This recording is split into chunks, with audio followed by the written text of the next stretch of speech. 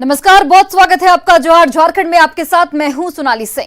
गिरिडीह से हजारीबाग होते हुए रांची जा रही यात्री बस हजारीबाग के पास भयंकर हादसे का शिकार हो गई, जिसमें 7 यात्रियों की मौके पर ही मौत हो गई, जबकि 2 दर्जन से ज्यादा यात्री इस वक्त गंभीर रूप से जख्मी बताए जा रहे हैं, जिन्हें हजारीबाग के अस्पताल में भर्ती कराया गया है।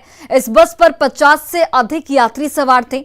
जैसे ही ये बस टाटी झरिया के पास शिवानी नदी के ऊपर पुल से गुजर रही थी, ड्राइवर ने नियंत्रण खोया और पुल की रेलिंग को तोड़ते हुए यात्रियों से खचाखच भरी बस कई मीटर नीचे नदी में जा गिरी, जिससे बस के परखच्चे उड़ गए। तस्वीरें आप देखिए, जिससे आप अंदाजा लगा सकते हैं कि कितना भीषण ये हादसा था। श्रद्धालुओं से भरी बस हादसे का शिकार हो गई। 7 श्रद्धालुओं की यहां पर मौत की पुष्टि हो पाई है। कई लोग बताया जा रहा है कि दर्जन से ज्यादा लोग इस वक्त जख्मी बताए जा रहे हैं, जिनका इलाज इस वक्त अस्पताल में जारी है। सीएम हेमंत सोरेन ने भी इस घटना पर दुख जाहिर किया है। गिरिडीह से ये बस रांची की ओर जा रही थी, जहां पर बस पुल से जा गिरी। श्रद्धालुओं से भरी बस इस वक्त हादसे का शिकार होती हुई और 7 श्रद्धालुओं की मौत हो गई है। 2 तस्वीरें आपकी टीवी स्क्रीन पर, जहां पर शिवानी नदी में ये बस गिर गई और 7 श्रद्धालुओं की मौत हो जाती है। यहाँ पर दर्जन से अधिक लोग यहाँ पर जख्मी हो गए हैं, जिनका इलाज इस वक्त हजारीबाग के अस्पताल में जारी है। फिलहाल प्रशासन की ओर से राहत और बचाव कार्य लगातार जारी है और सभी घायलों को जल्द से जल्द अस्पताल पहुंचाने की कवायद भी लगातार की जा रही है। टाटी झरिया के पास शिवानी नदी के ऊपर पुल से ये बस गुजर रही थी, तभी ड्राइवर ने नियंत्रण खो दिया और पुल की रेलिंग को तोड़ते हुए यात्रियों से खचाखच भरी ये बस कई मीटर नीचे नदी में जा गिरी, जिसकी वजह से यह हादसा हो गया। और इस हादसे के बाद बस के परखच्चे उड़ गए हैं। तो ये दर्दनाक सड़क हादसा हजारीबाग में, जिसमें 7 श्रद्धालुओं की मौत हो जाती है। कई लोग इस वक्त जख्मी बताए जा रहे हैं। ये भी आपको जानकारी देते चले कि इस बस पर 50 से ज्यादा यात्री सवार थे।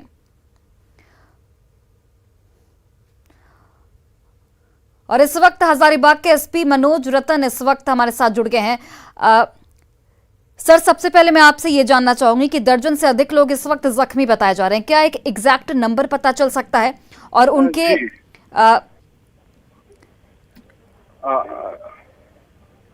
इसमें मैं आपको बताना चाहूंगा, ये दोपहर करीब 4:30 बजे के आसपास एक बस गिरिडीह से रांची आ रही थी, जिसमें करीब 52 यात्री सवार थे जी। और टाटी झरिया थाना क्षेत्र में शिवानी नदी में ये बस पलट गई और इसमें 7 लोगों की अब तक मृत्यु हो चुकी है और करीब 12 लोग इसमें इंजर्ड है। बाकी लोगों को माइनर इंजुरीज थी, जिनको प्राइमरी ट्रीटमेंट करा करके डिस्चार्ज दे दिया गया है।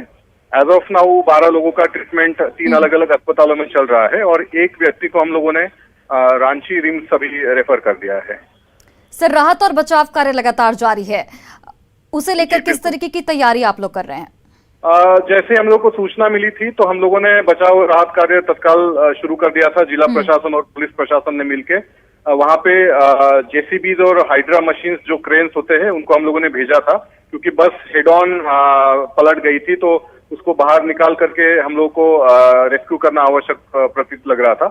तो हम लोगों ने, अभी भी हमारा रेस्क्यू ऑपरेशन खत्म नहीं हुआ है, हालांकि सारे इंजर्ड लोगों को हम लोगों ने वहां से निकाल करके अस्पताल पहुंचाया है, परंतु जो बस अभी भी खाई में गिरी हुई थी उसको निकाल करके हम लोग कोशिश कर रहे हैं कि इसमें अभी कोई यात्री फंसे ना हो। और अभी रात का अंधेरा भी है और हल्की सी बारिश भी है, तो थोड़ी सी दिक्कतें आ रही थी, बट हमारे जवानों ने और जिला प्रशासन ने मेहनत करते हुए रेस्क्यू ऑपरेशन को भी कायम रखा हुआ है।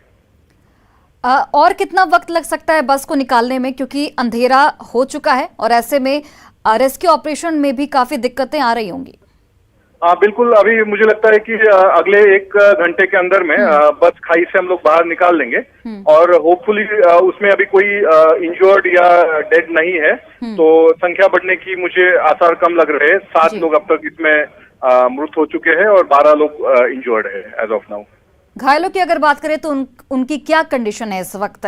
क्या डॉक्टरों के कांटेक्ट में आप लोग हैं? किस तरीके से उनका इलाज किया जा रहा है? मैं और जिले की उपायुक्ता जो है वो हम लोग सदर अस्पताल में अभी कैंप कर रहे हैं और लगातार हम लोग मॉनिटर कर रहे हैं अस्पताल से ही। जहां तक घायलों की बात करें तो घायल अभी 12, जैसे मैंने आपको बताया, बाकी लोगों को माइनर इंजुरीज थी, उनको अस्पताल से ही छुट्टी दे दी गई है और 12 में से एक व्यक्ति को रांची रेफर करने की आवश्यकता पड़ी थी, तो उनको हम लोगों ने रांची रिम्स रेफर किया है। बाकी घायलों का जो इलाज है वो यही हजारीबाग के 3 अलग अलग अस्पतालों में चलता है और बेहतर डॉक्टर से यहाँ पे उनका इलाज जो चल रहा है वो जल्दी ही ठीक हो जाएंगे। चलिए, बहुत बहुत धन्यवाद हमसे जुड़ने के लिए।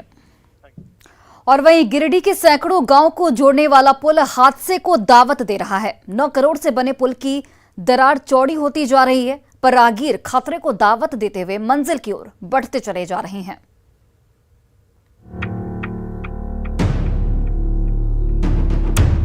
अलकतरे की सड़क के बीचों बीच चौड़ी होती दरार, टूटकर पानी में गिरता पुल का हिस्सा और खतरे को दावत देती रेलिंग। ये नजारा है जमुआ और बेंगाबाद के दर्जनों गांव को जोड़ने वाले चमचमाते पुल का, जिसके कंस्ट्रक्शन पर जनता की गाढ़ी कमाई लुटा दी गई। पर लूट खसोट और उसरी नदी से हो रहे बालू के अवैध खनन ने साल 2004 में बने इस पुल की नींव हिलाकर रख दी है। पुल की बदहाली पर जल्द ध्यान नहीं दिया गया तो इस पर पराटा भरती गाड़ियां कभी भी पुल के साथ साथ पानी में समा सकती है। लाचारी से पार होने से कोई जगह नहीं, कोई रास्ता नहीं। कितना दिक्कत हो रहा है आप लोगों को? बहुत दिक्कत है, बहुत से बहुत। डर नहीं लगता है? डर लगता है, क्या करें, सबको पार होता है, आता जाता है, हम भी हो जाते हैं। 200 मीटर लंबे इस पुल के कंस्ट्रक्शन पर 9 करोड़ रुपए खर्च हुए थे, पर देखिए आज उस पुल की कैसी हालत हो गई है। ये दरार दिन ब दिन चौड़ी होती जा रही है, प्लास्टर के टुकड़े हर दिन टूट कर गिर रहे हैं, पुल के पाए थरथराने लगे हैं। इससे भारी गाड़ियों का गुजरना खतरे से खाली नहीं है, इसलिए एहतियातन पुल के प्रवेश और निकास के रास्ते पर मिट्टी की बैरिकेडिंग लगा दी गई है। फिर भी ये राहगीर जान हथेली पर रखकर इसी पुल से गुजरने को मजबूर है। बहुत से लोग आ रहे हैं, जा रहे हैं, आने जाने का कोई रास्ता नहीं है, मुख्य रास्ता है। अच्छा, कितने लोग प्रभावित हो रहे हैं? लगभग 50,000 ब्लॉक का कम से कम 25-30 हजार जमुआ ब्लॉक। गिरिडीह का ये पुल हर दिन हादसे को न्योता दे रहा है। राहगीर भी पुल की जर्जर हालत से वाकिफ हैं, लेकिन करें तो क्या करें। ना जर्जर पुल की मरम्मत हो रही है और ना ही कोई दूसरा रास्ता मिल रहा है। एजाज अहमद, न्यूज़ 18 गिरिडीह। और बोकारो में राजलक्ष्मी टावर की 5वीं मंजिल में आग लगने से अफरा तफरी मच गई। फायर ब्रिगेड ने समय रहते आग पर काबू पा लिया, वरना कोई बड़ा हादसा यहां पर हो सकता था।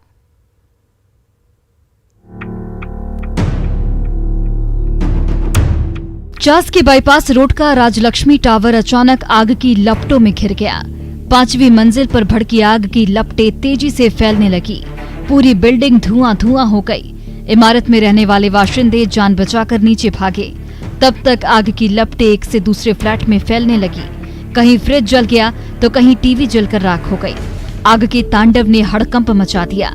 दरअसल किचन में मेहमानों का खाना बन रहा था, तभी गैस का पाइप खुला और अचानक शोले भड़कने लगे। ज्यादा गैस के चलते हम लोग वो भट्टी भी लगवा रखे थे, मतलब एक्स्ट्रा, मतलब होता है ना ज्यादा, उसका वो निकल गया, पाइप निकल गया, उसको तुरंत आग पकड़ लिया। हीट होके कोई हीट होके निकल गया, मतलब किसी को पता नहीं चला। 5 मंजिला राजलक्ष्मी टावर में कई परिवार रहते हैं। नीचे मार्केट है, इसलिए 5वीं मंजिल पर भड़की आग से पूरी बिल्डिंग पर खतरा मंडराने लगा। पहली मंजिल पर रहने वाले युवकों ने जैसे ही धुएं की गंध महसूस की, अग्निशमन यंत्र लेकर दौड़ पड़े, पर जब आग पर काबू नहीं पाया जा सका तो फायर ब्रिगेड की टीम मौके पर पहुंची और आग बुझाने की कोशिशें जोर पकड़ने लगी। चंद घंटों बाद जब आग पर काबू पाया गया तो हर तरफ बर्बादी और तबाही का नजारा दिखा। बुझाने का आग को बहुत ज्यादा कोशिश की, लेकिन आग नहीं बुझ पाया। उसके बाद हम लोग फायर ब्रिगेड को फोन किए। फोन करने के बाद फायर ब्रिगेड तुरंत 10 मिनट में वहाँ पहुँचा। पहुँच करके आग पे काबू अभी पा लिया गया। सिलेंडर से लगा क्या फट गया था? क्या आग पे काबू पा लिया गया है? आग पे काबू पा लिया गया। जरा सी लापरवाही ने पूरे फ्लैट को जलाकर राख कर दिया। समय रहते फायर ब्रिगेड एक्शन में नहीं आता तो चास की ये चमचमाती रिहायशी बिल्डिंग पूरी तरह से तबाह और बर्बाद हो सकती थी। मृत्युंजय कुमार, न्यूज़ 18 बोकारो। और खतियान पर सियासी वार थमने का नाम नहीं ले रहा है। बीजेपी नेता बाबूलाल मरांडी ने आरोप लगाया है कि हेमंत सरकार खतियान के नाम पर राजनीतिक नाटक कर रही है। तो वहीं पूर्व मुख्यमंत्री रघुवर दास ने दावा किया है कि खतियान का दाव खेलने के बावजूद हेमंत सरकार के ज्यादा दिन नहीं बचे हैं।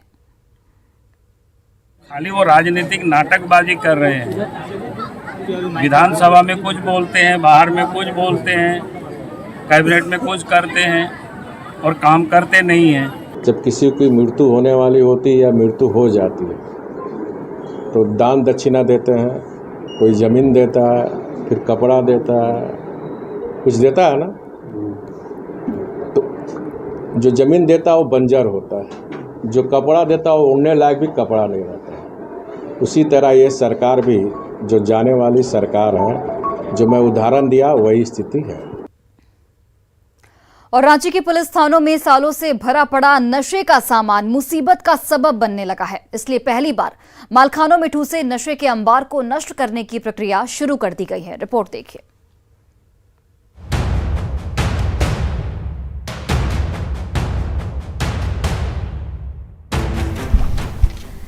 नशे के बोरों से ठूसी गाड़ियों का मेला, गांजे और अफीम से भरी थैलियां और मादक पदार्थों से ठसाठस ड्रमों का अंबार। नामकुम ही नहीं, रांची के हर पुलिस थाने के माल गोदामों का नजारा इन दिनों कुछ ऐसा ही है, जहां पुलिस की रिकवरी में जब्त नशे का सामान यूं ही चारों ओर बिखरा पड़ा है। अब यहां पांव रखने तक की जगह नहीं बची है। पर रांची पुलिस की जब्ती में रोजाना मिलने वाले नशे के माल अब भी इन्हीं ठसाठस गोदामों में फेंक दिए जाते हैं।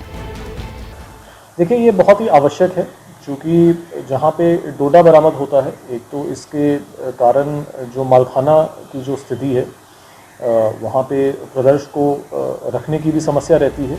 रांची में जिस तेजी से नशे का कारोबार फल फूल रहा है, रांची पुलिस उस पर लगाम लगाने के लिए उसी तेजी से कार्रवाई भी कर रही है। कुछ दिन पहले ओरमांझी से 8 किलो अफीम जब्त किया गया था। नामकुम के रामपुर से 114 केजी गांजा पकड़ा गया। इसके बाद नामकुम पुलिस ने 686 किलो गांजा जब्त किया। कांके में भी 200 किलो गांजे पर दबिश दी गई। नशे के इसी सामान से रांची के पुलिस थानों के माल गोदाम भरे पड़े हैं, पर पहली बार इसके डिस्पोजल की प्रक्रिया शुरू हो गई है। ये पहली बार यहाँ पर खूंटी जिला के द्वारा इसमें लीड लेकर डिस्पोजल की कार्रवाई प्रारंभ की गई है और आगे भी अन्य जिलों में भी इसको एसओपी के तहत जो प्रक्रिया अब अपनाई गई है, जो गाइडलाइंस के अनुरूप एक एसओपी बनाया गया है, उसी के अनुरूप इसका डिस्पोजल किया जाएगा। रांची के पुलिस थानों में माल गोदाम में भरे गांजा और अफीम जैसे नशीले पदार्थ जितने पुलिस के लिए सिरदर्द हैं, उससे कहीं ज्यादा समाज और युवा पीढ़ी के भविष्य के लिए खतरनाक हैं। इसलिए इसे अगर समय पर नष्ट नहीं किया गया तो नई पीढ़ी का फ्यूचर अंधकारमय हो सकता है। ओम प्रकाश, न्यूज़ 18, रांची। और दुमका में दिन दहाड़े बैंक कर्मी के घर में घुसकर लूटपाट करने वाले दोनों लुटेरों को पुलिस ने 24 घंटे के अंदर गिरफ्तार कर लिया है। लुटेरों की पहचान चापातरी गांव निवासी सुशील शाह और नोनीहाट बाजार के मिथिलेश शाह के रूप में की गई है। फिलहाल दोनों आरोपियों को गिरफ्तार कर जेल भेज दिया गया है। इस लूटकांड में उपयोग किए गए बाइक को भी पुलिस ने बरामद कर लिया है।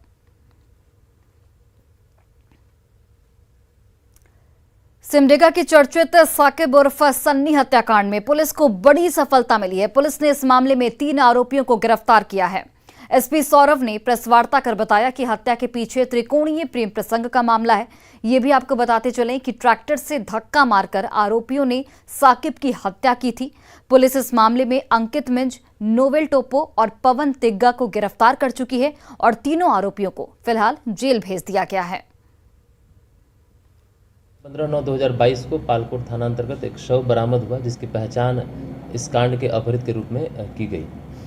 तदुपरांत हम लोगों ने मानवीय सूत्रों एवं तकनीकी साक्ष्यों के आधार पर इस कांड में 3 लोगों की गिरफ्तारी की है, जिनका नाम अंकित मिंज, नोवेल टोपो और पवन तिग्गा है। इस कांड में अभी तक 5 मोबाइल और घटना में हत्या जो की गई है उसमें कारित एक ट्रैक्टर है, उसको बरामद किया गया है। जो अभी तक कारणों की बात आ रही है, मामला अभी तक कारण में प्रेम प्रसंग का प्रतीत हो रहा है। और देवघर में 4 थाना पुलिस को एक बड़ी सफलता मिली है। पुलिस ने लगभग 5 किलो गांजे के साथ 4 लोगों को यहां पर गिरफ्तार किया है। बताया जा रहा है कि पुलिस को गुप्त सूचना मिली थी कि अवैध रूप से गांजे की खरीद बिक्री की जा रही है, जिसके आधार पर पुलिस ने कार्रवाई करते हुए गांजा तस्कर गिरोह का खुलासा किया और इस मामले में कई लोगों को गिरफ्तार किया गया है। 2022 को देवघर पुलिस को गुप्त सूचना प्राप्त हुई थी कि देवघर जिले में बड़े पैमाने पर गांजा की खरीद बिक्री की कार्रवाई की जा रही है। उक्त सूचना के आलोक में पुलिस अधीक्षक देवघर के दिशा निर्देश के आलोक में एसडीपीओ देवघर के नेतृत्व में एक टीम बनी थी। टाउन थाने अंतर्गत एक जटाई मोड़ के पास एक व्यक्ति दिनेश नामक व्यक्ति थे, उनको पास भी हम लोग ने लगभग 1 केजी गांजा बरामद किया और गांजे से जो बेचने से जो राशि है उसको भी हम लोगों ने विधिवत बरामद किया है। और वहीं धनबाद के निरसा क्षेत्र में ग्रामीणों ने लगभग दर्जन भर गाय लदी 2 पिकअप वैन को पकड़ा है। हालांकि अंधेरे का फायदा उठाकर ड्राइवर और गौ तस्कर भागने में कामयाब रहे। इसके बाद ग्रामीणों ने इसकी सूचना पुलिस को दी। बताते चले कि इन दिनों गौ तस्करी का खेल बड़े पैमाने पर जारी है। गौ तस्कर यूपी और बिहार के रास्ते झारखंड में प्रवेश करते हैं और बंगाल में ले जाकर गायों को बेच दिया जाता है।